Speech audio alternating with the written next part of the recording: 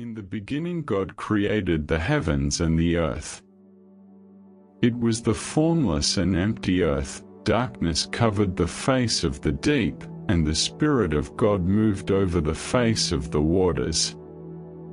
God said, "Let there be light," and there was light. God saw that the light was good, and he separated the light from the darkness. God called the light day, and the darkness he called night. Afternoon and morning passed, that was the first day. Then God said, "Let there be between the waters a firmament that separates water from water." Then God made the firmament and separated the waters below the firmament from those above. And so it was. God called the firmament heaven. Afternoon and morning passed, that was the second day. And God said, "Let the waters that are under the sky be gathered together in one place, which are on the dry ground." And so it was. God called the dry land land, and the waters he called mares. And God saw that it was good. Then God said, "Let the earth be covered with vegetation, plants that bear seeds and trees whose fruits bear seeds according to their species." And so it was. The earth gave rise to vegetation, plants that bear seeds according to their species, and trees whose fruits produce seeds according to their species. And God saw that it was good. The afternoon and morning passed, that was the third day. God said, "Let there be lights in the expanse of the sky to separate the day from the night. Let them serve as signs to mark seasons, days and years. And let them serve as lights in the expanse of heaven to give light to the earth." And so it was. God made the two great lights, the greater to rule the day and the lesser to rule the night. He also made the stars. God placed them in the expanse of heaven to give light to the earth. Govern the day and night, and separate the light from the darkness. And God saw that it was good. The afternoon and morning passed, that was the fourth day. God also said, "Let the waters be filled with living creatures, and let birds fly above the earth, under the expanse of the sky." So God created the great sea creatures and the living creatures that move in the waters according to their kinds, and every bird according to its kind. And God saw that it was good. Then God blessed them and said, "Be fruitful and multiply. Let the waters in the seas fill, and let birds multiply on the earth." The evening and the morning were the fifth day. And God said, "Let the earth produce living creatures according to their kinds, livestock, wild animals, and every living creature on the earth, each according to its kind." And it was so. God made the wild animals according to their kinds, livestock according to their kinds, and every living creature on the earth according to its kind. And God saw that it was good. Then God said, "Let us make man in our image, in our likeness. Let them rule over the fish of the sea and the birds of the air, over the livestock of all the earth and over every living creature that moves along the ground." So God created man in his own image. In the image of God he created him. Male and female he created them. And God blessed them and said to them, "Be fruitful and multiply, fill the earth and subdue it.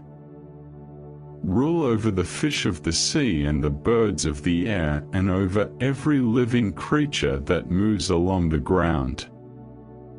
And God said, "See, I have given you every seed-bearing plant that grows on all the earth and every tree that has fruit with seed in it. They will be your food. And I have given every green plant for food to everything that has the breath of life in it, to every living creature on the earth, to every bird in the air and to every creature that moves along the ground." And it was so. And God saw everything that he had made, and it was very good. And there was evening and there was morning, that was the sixth day. Thus the heavens and the earth were finished, and everything in them was finished.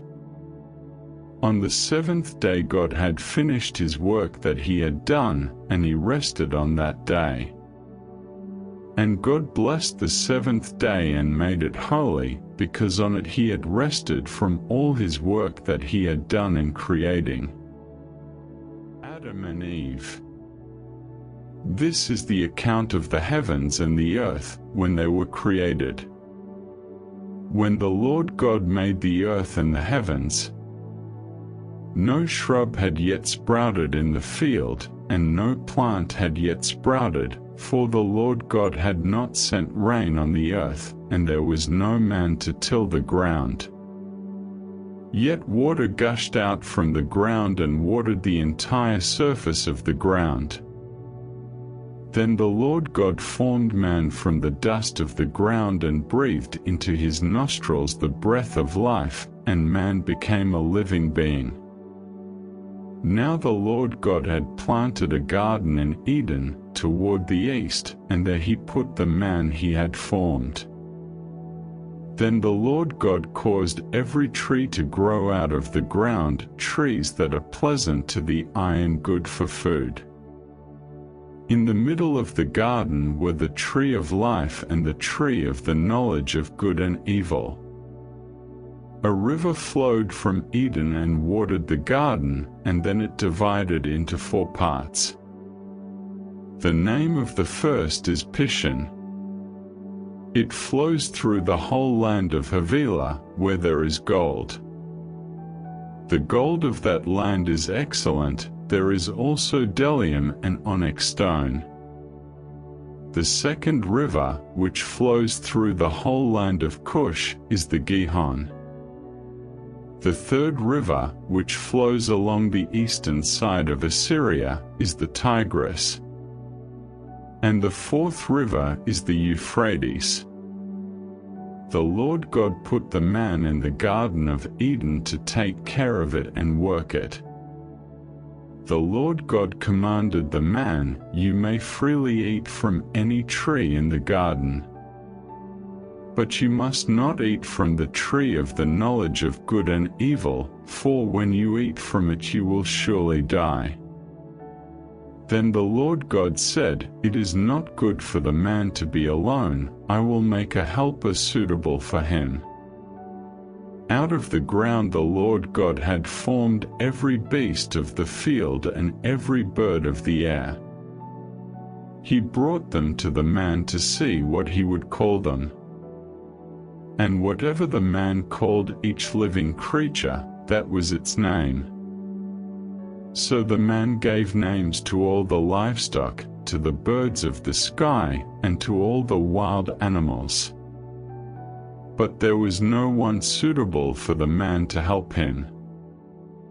Then the Lord God caused the man to fall into a deep sleep, and while he was sleeping, he took one of his ribs and closed up its place with flesh. The Lord God made a woman out of the rib he had taken from the man and brought her to the man. The man said, "This is now bone of my bones and flesh of my flesh. She shall be called woman, because she was taken out of man. For this reason a man will leave his father and mother and be united to his wife, and they will become one flesh." The man and his wife were naked and felt no shame.